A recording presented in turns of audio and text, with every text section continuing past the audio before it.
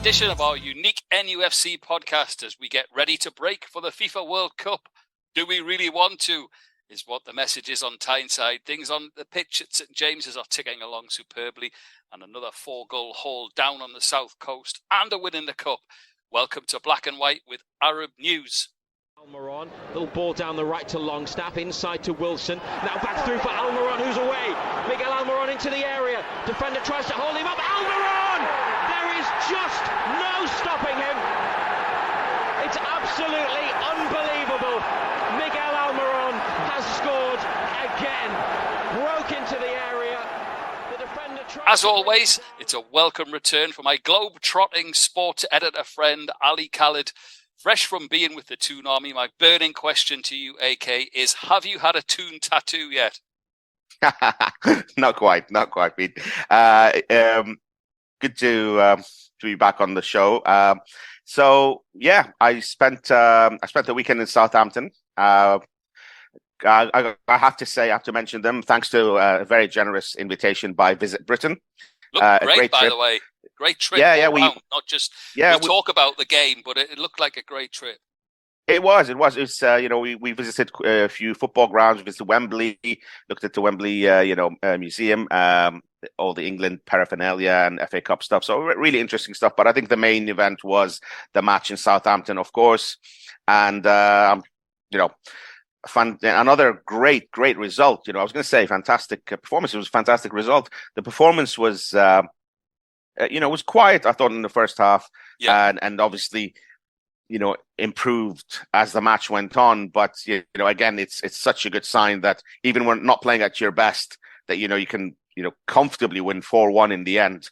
As you keep saying, Pete, you've mentioned this time and again over the last few weeks, this team is the way the team is playing at the moment, even when they're not playing well, they just, when they're on the attack, they just look like they're going to score. They cause danger time and time again. So, obviously we'll discuss the match in more details, but great trip. A really good first-hand look at the excitement that the fans are showing as well. Brilliant. It comes over, because it's so loud. There was 3,600 went on that trip, probably because that's all there is. That was the maximum capacity. But as Newcastle, they sell out everywhere they go.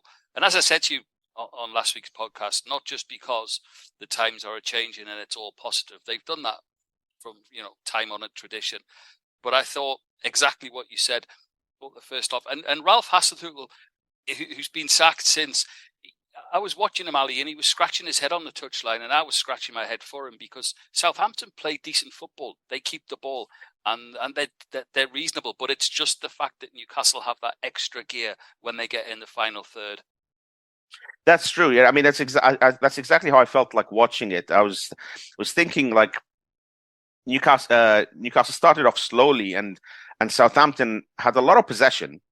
Although it was a strange atmosphere. Like there was a lot of sort of nerves from the home fans, very quiet, which understandable because obviously the results have been so poor, and almost like an expectation that okay, we're doing okay, those first half hour, but like just genuine sort of irritation when like passes weren't getting to players. Shea Adams was getting a little bit of like a hard time from the crowd, like the ball was bouncing off him here and there. They did have one very clear chance and they missed it, but it just never felt like even when they were like having good periods of possession, it never felt like they were going to harm Newcastle too much, and despite that one chance, they had a couple of opportunities, but one was a very clear chance. But when Almiron scored after 35 minutes, I think even that early on in the match, you could think, you really struggle to see how Southampton could get back into it, and obviously in the second half, Newcastle got those 2 goals, in the first 15 minutes or 16 minutes of the second half, the match was over. It was a game over. Some Southampton fans started to leave, but like I said, from minute one, even before the whistle had started, the first whistle, and the match, before the match had started, the Newcastle fans were having an absolute party in the away end. From the moment they got in till long after the final whistle, the place was bouncing. I think even Southampton fans were like, taken aback a little bit. It was interesting. I was in the party I was in. There was a few people who were watching Premier League games for the first time. There was a journalist from Brazil, journalist from the US, one from Australia as well, and they and like I think everyone was very impressed by the noise that the Newcastle fans were making. Some really funny songs and just like having a ball. Having an absolute ball, and it was interesting. Like, it had rained all morning, Pete, and this was another sign. I think it had rained all morning in Southampton, and just before the kickoff, the rain stopped, the clouds parted, and the sun came out, and for some reason it was only the section the Newcastle fans were in that had the sun shining on them, and it was like very symbolic, I thought.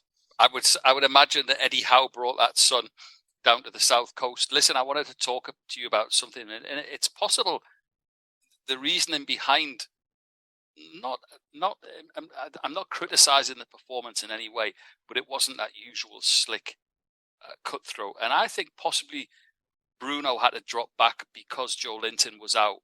He'd reached that suspension, and of course Big Joe does a lot of that work, which leaves Bruno further up the pitch.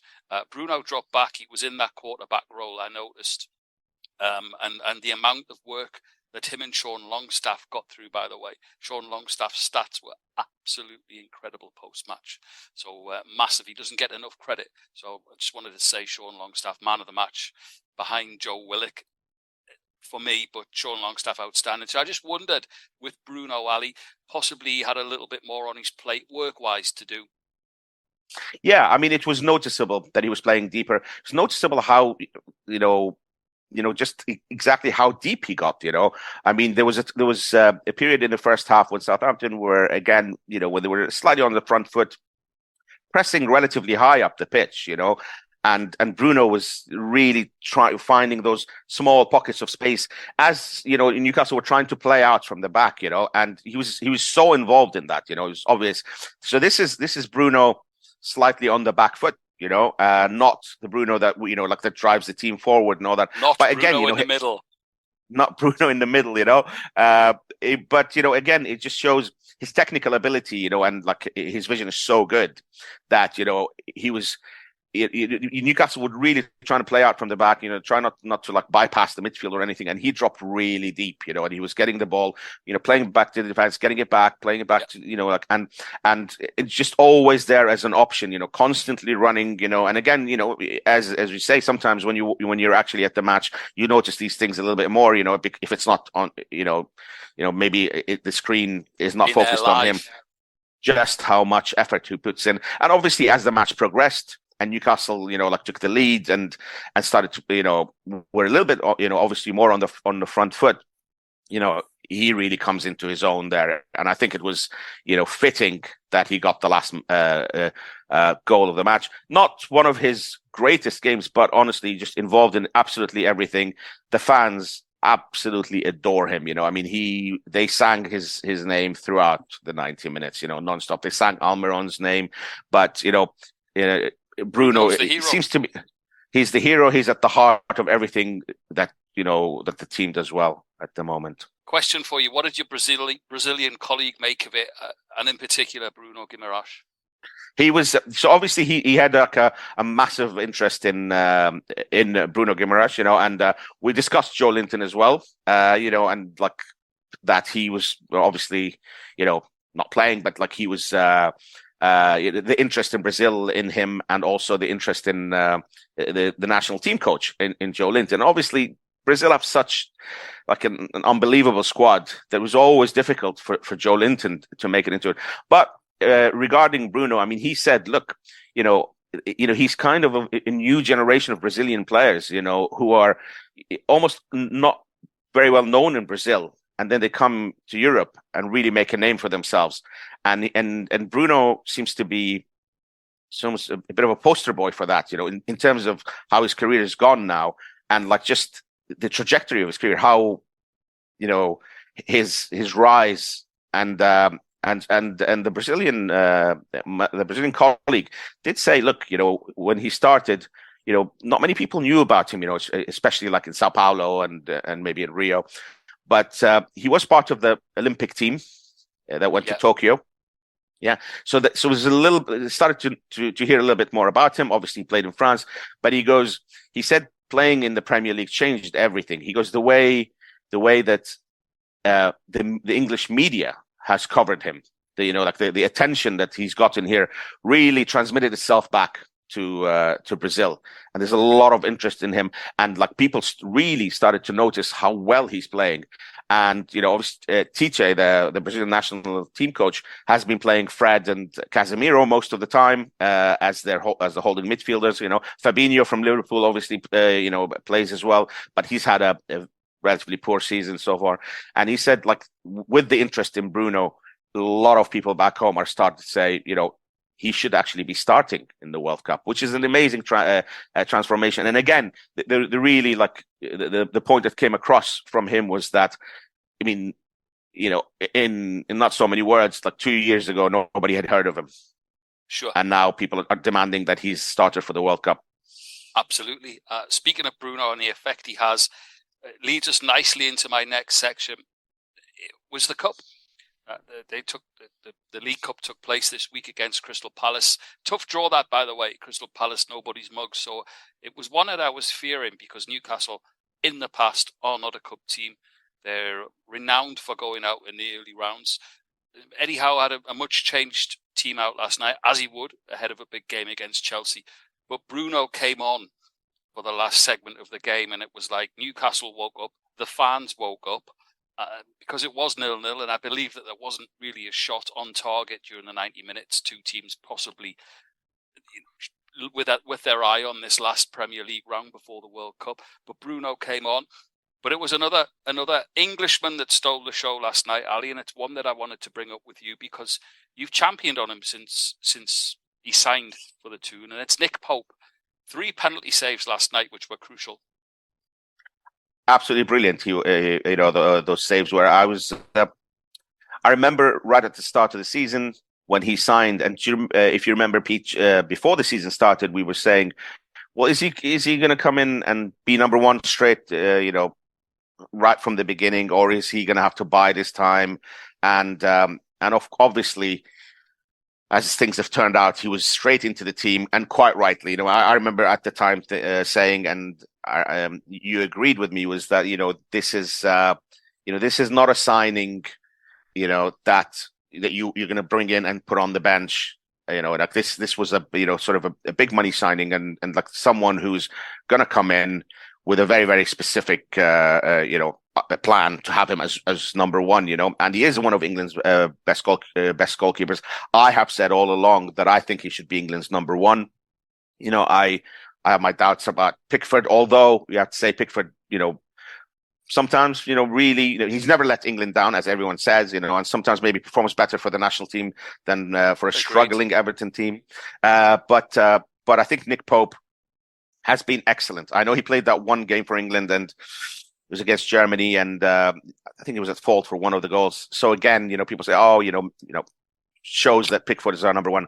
But I really think if Southgate, is picking players on form, then Nick Pope needs to be England's number one. I don't know if that will happen at such a late stage in the preparations, but he's certainly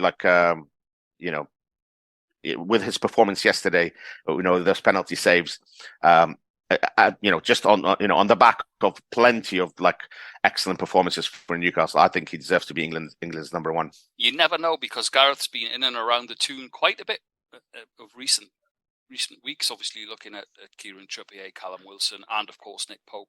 So it's definitely one to watch. That cup win, though, Ali, for me as a Newcastle fan, it's quite significant. And I look at it, and it was penalties, and yes, but there were some big names went out of our supposed Super Six, top six, whatever you want to call them. You look at Chelsea are out, Arsenal are out, Tottenham are out. Newcastle, with the teams that are left in there, possibly barring Manchester United, Manchester City, and Liverpool. There's teams in there that Newcastle would think that they could have a stab at this and have a good run. 100%, Peter. I mean, you mentioned there pretty much all the London clubs are out. I think, I'm not Charlton mistaken, are the only London team left. Charlton are the only London team left, which is amazing. And yeah, I mean, you didn't mention West Ham as well. We're knocked out. Yep. I think that City Chelsea match. One of the big guns was always going to get eliminated, and I think. The big shock, I think, is obviously Tottenham losing to Forest. We probably expected that, and that would be like a massive disappointment to them. So, absolutely. I mean, you're saying Manchester United, Liverpool, and Manchester City, but Newcastle, I think, again, this is a different Newcastle. There's been times in the past, as you mentioned it before, that there might not have been excitement over like cup runs. They haven't had any really good cup runs, whether in the FA Cup or the League Cup in recent years. Obviously we know at the start of the year, even under Eddie Howe, they lost to Cambridge, I believe, in the FA Cup, if I'm not mistaken. Yep. And it was at home. And this is completely different. I think with the way the team is playing now, Eddie Howe will be thinking, well, we've got to really we've got the squad for it now to go on lots of different fronts. And I think, for all the talk of like 3 or 4 years of projects and all that, Eddie Howe will be looking to win a trophy, and if it's I mean, winning the League Cup, which is much maligned, as some people say, honestly, it's a great trophy to win, and it has set so many managers on the road. On the road to like winning, like Jurgen Klopp got there in the final. Obviously Liverpool won it last year. Jose Mourinho first trophy was and we know Mourinho, like he celebrated it like it was probably the World Cup. They beat Liverpool. That was in 2005, and it means a lot. You get that first trophy under your belt and you go forward. And I think Newcastle will definitely be taking this trophy very, very seriously. The other thing about that, Ali, as well, is that Newcastle are set up for a cup team. They're currently on the longest unbeaten run in the top flight. I think that's stretched to 8 games now. That's the ideal mentality to go on a cup run. And if they are unbeaten against great opposition, you would say that this cup mentality kind of suits Newcastle at present. Yeah, absolutely. And I think again, for Newcastle, probably of all the teams, probably the one team that doesn't want the World Cup break to happen, because they're playing so well. But we said also, like, if you want to look at the positives, it does give the Eddie Howe and the his staff to reset, maybe bring some players who are injured back in, and that will help them once the domestic football restarts in December, because that's when the draw for the next round of the League Cup will happen. And I think, again, it's a competition that, if you really put you put your mind to it, I mean, obviously it's not an easy competition to win, but if they win the next round, there's suddenly, like, you're in the quarterfinals, the semifinals are 2 legs, and you really start to think we're very close to Wembley, and I think it's I'm not sure if it's Newcastle's best opportunity of a trophy. We don't know what's going to happen Possibly. In the FA Cup, but if Newcastle are concentrating on, if the priority is to finish in the top 4, and I think that should be a priority now, because I think they've proven that it can actually be done. I think clearly that's the case.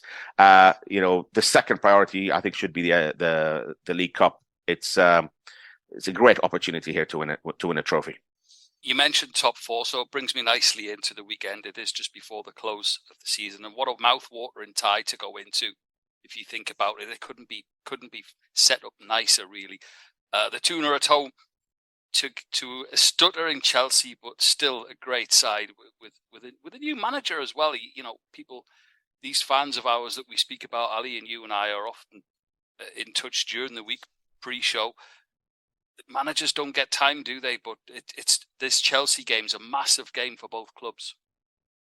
Yeah, I mean, it's amazing that people are saying Potter is already under pressure and and feeling the heat and all that. It's crazy. I mean, the managers get absolutely no time at all these days. Look, I watched Chelsea's match against Manchester City in the League Cup. They actually played well, had a lot of chances, and but obviously, City, doing what City do, which is, they create a lot of chances themselves, and once they get squashing you, and they just keep going, and eventually, once they got the first one, again, probably the writing's on the wall. They got the second. Chelsea, even after that, Chelsea still had a couple of opportunities, had a goal disallowed, so they could have, like, later on, got back into it, made it a little bit interesting. But in the end, it looks like a 2-0 regulation win for City. But it was Chelsea actually played well, and Potter said, I'll take a lot of positives from that game. However, I think they are there's something that hasn't clicked yet. Obviously, he deserves more time. I think that goes without saying. But their match against Arsenal at the weekend, which was played just before Newcastle's, they looked relatively poor in that game. I think Arsenal went to Stamford Bridge and kind of controlled proceedings, and it was very impressive from Arsenal. I have to say, the change in how solid their defense is quite noticeable, compared to last year. But yeah, I think if I was Chelsea fan, I'd be very, very disappointed with that performance, because they just didn't create any chances. It never looked like, they're going to hurt Arsenal too much. So again, probably a good time for as good a time as any to play Chelsea, really, if you think, because they will improve. And I think the timing being the last game before the World Cup at St. James's Park, I think the place, it's going to be a very good game. I think the place will be bouncing as usual. You go into it in third place in the league. You're the stats man when it comes to Newcastle. I'm not sure when the last time Newcastle were third in the league, but this is it's certainly at this stage of the season. So I think this is as good as things have been for Newcastle for a good 15 years, maybe, probably more. And I think, like I said, this is, everything has fallen, just at the right time, in the right place for Newcastle. And to get Chelsea, such a big game as well. I think if you go into the World Cup with a win, on the back of a win from this match, it will be a massive statement. And you can bask in a whole month of, really being, up there in the top three. I'll be enjoying my festive lunch in the top four, which is absolutely fantastic to even consider. Brilliant stuff, and very well surmised, Ali. It is. And also, just to go back to that stat, and I'll tell you, it was Alan Pardew that got us up to fourth. So you're right in that 15 years. But for third, the dizzy heights of third, you would have to go back to Sir Bobby and King Kev. So well played to Eddie Howe. I think the only decision Eddie has to make this Saturday is Joe Linton will return from his ban. But Eddie has proved it before that he doesn't like to change a winning side.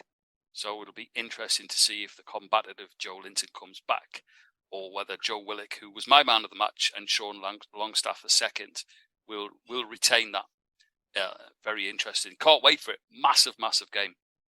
Yeah, I mean, I think, I have a feeling Joe Linton will be back, only because what you mentioned about the Southampton game. And yeah. I mean, it's crazy to say Newcastle weren't at their best. We consider they won 4-1, but that, what a great place to be in. If you're actually winning games 3-0s and 4-1s and still not playing at your best. But maybe because of that, the point that you made earlier in the show about having Joe Linton there really does allow Bruno to dictate the proceedings a little bit more further up the pitch, so I have a feeling Joe Linton will be back for this one. Okay, and of course, Pep said don't discount Newcastle. He said they are title contenders, they have to be. Eddie was quick to dismiss that, but it was interesting that Pep thought that was great, and he mentioned the fans, and I wanted to say, go out on a high note. Very rarely do you get, because it's such an expensive hobby these days to go and watch football all over the land in any league, but for a third round League Cup game to set another record at St James's Park last night, sold out 52,000 for a third round tie. Magnificent effort from those supporters, many of whom were down on the south coast with Ali Khaled. All that remains for me to do is to get our weekly, and look forward to it now as well, weekly prediction from Ali for this weekend's game. I think Newcastle are going to win 2-1. 2-1. I'll take that. I'm trying. Pete, did I? I mean, I did predict Southampton would the Southampton result. I did say Newcastle would win. But did I say? I can't remember what my prediction was. You had 3-1.